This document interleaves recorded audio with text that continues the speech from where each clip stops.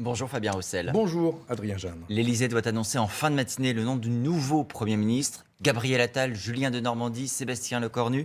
Qui aurait votre préférence?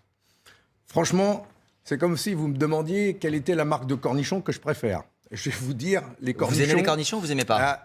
Si on ne change pas la recette, ils ont tous le même goût, que ce soit Heinz, Amora ou autre. Donc c'est pareil pour un Vous gouvernement. diriez comme Xavier Bertrand hier à votre place, rien ne changera.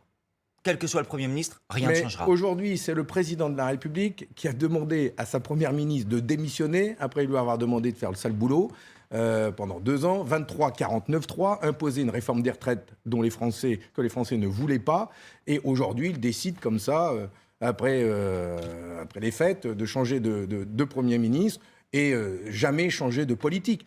Vous savez, ça me fait penser au film de Visconti, Le Guépard, avec cette fameuse citation « Tout changer pour que rien ne change », prononcée par le prince de Salines, qui voulait dire par là « la nouvelle aristocratie va remplacer l'ancienne dans l'Italie unifiée ».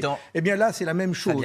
C'est avoir une nouvelle aristocratie à la tête de l'État, de Matignon, pour en somme ne rien changer pour les Français. L'intérêt du pays, dans l'intérêt des Français, est-ce que vous ne souhaitez pas le succès du futur Premier ministre, qu'il réussisse dans sa mission? Moi, j'ai un vœu, et c'est le vœu que je prononce dans toutes les cérémonies auxquelles je participe dans l'Amandinois, dans ma circonscription, c'est que ça change profondément pour nos compatriotes, et notamment en priorité, au cœur de la priorité du nouveau gouvernement, du nouveau Premier ministre, c'est la question des salaires, des retraites, du pouvoir d'achat, de la lutte contre l'inflation, et de faire en sorte... C'est le sujet principal. Pour moi, c'est le sujet principal, de faire en sorte que le travail paye. Nous avons besoin de réconcilier les Français, de remettre le travail au cœur du projet France et de parler... concrètement, ça veut dire quoi? Mais ça veut dire... Vous seriez Premier ministre, vous feriez quoi? Quelle est la mesure qu'il faut prendre? Tout de suite, là, immédiatement, c'est la proposition de loi que j'ai déposée à l'Assemblée nationale et que je remettrai au nouveau Premier ministre, c'est l'indexation des salaires sur l'inflation. C'est faire en sorte que les retraités eux-mêmes retrouvent le pouvoir d'achat qu'ils ont perdu ces dernières années avec l'inflation, avec la hausse de la CSG, etc., etc. Aujourd'hui, nous avons une France qui s'est smicardisée. La smicardisation de la France, c'est 17,3% de personnes vivant, je dirais, survivant avec un SMIC aujourd'hui. Et tous les salaires au-dessus qui n'évoluent pas parce qu'ils ne sont pas indexés sur l'inflation. Voilà un sujet sur lequel vous pourrez travailler. Ça fait plus de 3 avec millions, le gouvernement. Plus de 3 millions de travailleurs, d'hommes et de femmes, une majorité de femmes, 60% des personnes survivantes au SMIC sont des femmes dans des métiers essentiels et ils doivent réussir à payer leurs factures avec un salaire qui est excessivement bas. Puisqu'il y a des sujets très importants, comme celui que vous venez d'évoquer, il faut aussi que le gouvernement puisse travailler. Hier, la présidente du groupe La France Insoumise à l'Assemblée nationale, Mathilde Panot, dit qu'il faut un vote de confiance à l'Assemblée, c'est-à-dire le Premier ministre qui devient devant les députés, qui se soumet à un vote. Sinon, nous déposerons une motion de censure, dit-elle. Vous soutiendrez cette initiative? Vous souhaitez déjà la censure d'un gouvernement qui n'est pas encore né? Non, mais avant de souhaiter la censure d'un gouvernement, la moindre des choses, c'est que le nouveau Premier ministre donne son orientation, si elle est nouvelle, ce que je souhaite, à l'Assemblée nationale, la présente dans son discours de politique générale, et qu'il soit soumis... Vous ne soutenez pas cette idée, vous ne dites pas « oui, il faut une motion de censure ». Non, mais procédons par étapes. C'est la moindre des choses que le nouveau Premier ministre présente son discours général à l'Assemblée nationale et qu'il y ait un vote derrière. Et j'aimerais bien, je fais une deuxième demande.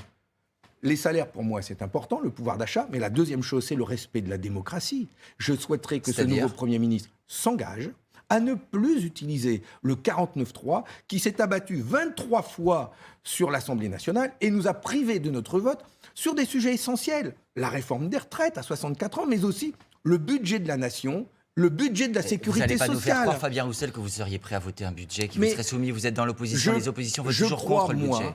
Je crois, moi, au rôle du Parlement, au respect de la démocratie, des élus du peuple. Je crois, moi, au dialogue, au compromis, à la réconciliation nationale dans l'intérêt de la nation, à faire en sorte qu'ensemble, nous arrivions à répondre aux grands défis qui sont devant nous. Enfin, quand même, la France, excusez-moi, mais la France est riche, super riche. Nous produisons des richesses comme jamais. J'ai parlé de la smicardisation de la France. Et à côté de ça, en l'espace de 7 ans, depuis que M. Macron est à l'Élysée, les grandes fortunes, les 500 plus grandes fortunes, ont vu leur patrimoine doubler. 1170 milliards d'euros Et de le patrimoine chômage dans 500... a reculé depuis 2017, Non, mais même le s'il chômage a se ralentit reculé, aujourd'hui. mais les travailleurs sont pauvres. Nous avons 2 millions Fabien de Roussel. travailleurs pauvres aujourd'hui. Ces deux mots ne devraient jamais être collés l'un à côté de l'autre. Quand je vous entends, je me dis qu'en fait, c'est une très bonne nouvelle pour vous qu'Elisabeth Borne soit partie. Vous ne la regretterez pas. Vous ne regretterez pas sa politique. Hier, on avait dans les réactions Éric Ciotti, par exemple, qui souligne la rigueur, l'honnêteté d'Elisabeth Borne.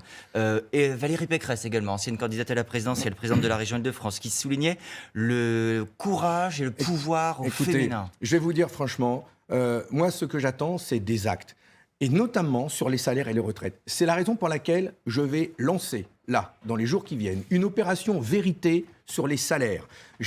Ça veut dire quoi ? Une opération vérité sur les salaires, c'est que je veux montrer au gouvernement la réalité des salaires dans notre pays, de la grande majorité des salariés qui ont des salaires malgré leur ancienneté, qui plafonnent au niveau du SMIC, voire en dessous du SMIC quand ils ou elles sont à temps partiel. Cette réalité ? Je vais inviter les salariés à nous envoyer sur une adresse dédiée que nous allons créer leur fiche de paye en masquant leur nom, mais en mettant leur ancienneté. Et le 3 février prochain, nous irons à Matignon porter ces milliers de feuilles de paye pour montrer au Premier ministre la réalité des salaires dans notre pays. Il faut augmenter les salaires et augmenter les pensions de retraite de nos retraités. Et d'ailleurs, je n'irai pas que sur les salaires des ouvriers, des hommes et des femmes. Oui, j'annonce cette opération vérité sur les salaires et sur les revenus du capital. Parce que je veux montrer qu'il y a tant de richesses dans notre pays. Vous pensez que l'exécutif n'a pas une idée claire sur ce qu'est la situation du pays, l'état des salariés dans notre pays ? J'ai plutôt le sentiment que le président de la République est dans la commedia dell'arte et qu'il amuse le pays avec ce remaniement. Ce n'est pas la vie qui se passe en ce moment. La vraie vie, ce sont ces enfants qui dorment dans la rue. La vie, ce sont ces hommes et ces femmes que j'ai rencontrés à Montreuil avec Léon Desfontaines, notre candidat aux européennes, et avec qui nous menons cette campagne contre la vie chère et pour le pouvoir d'achat. C'est ça la vraie vie dont nous voulons parler et que nous voulons défendre avec cœur. Encore une question, elle est posée par Bruce Toussaint. Oui, Josiane Balasco sera notre invitée d'ici à quelques minutes sur TF1, la comédienne qui signe une tribune avec 200 artistes pour appeler à manifester le 21 janvier et ne pas promulguer la loi sur l'immigration. J'imagine que vous soutenez cette initiative. Mais tout à fait, puisque j'en ai été avec quelques autres à l'initiative, et nous avons effectivement appelé des dizaines d'artistes, d'intellectuels, mais aussi des responsables syndicaux, des représentants des cultes, des responsables politiques d'horizons divers, tous mobilisés contre cette loi qui suscite une indignation générale. Et nous voulons à cette occasion demander au président de la République de ne pas la promulguer. Et pour ma part, moi je souhaite là aussi, à travers ce texte de loi, montrer que le travail doit être au cœur du projet de la France. Les mêmes droits pour tous, et notamment pour les travailleurs sans papier. Les mêmes droits pour tous, parce que le droit au travail et vivre heureux au travail, pour nous, c'est possible. Merci beaucoup Fabien Roussel. Et merci aussi à Adrien Gindre, qu'on retrouve tous les matins donc à 8h05 sur TF1 dans En toute franchise.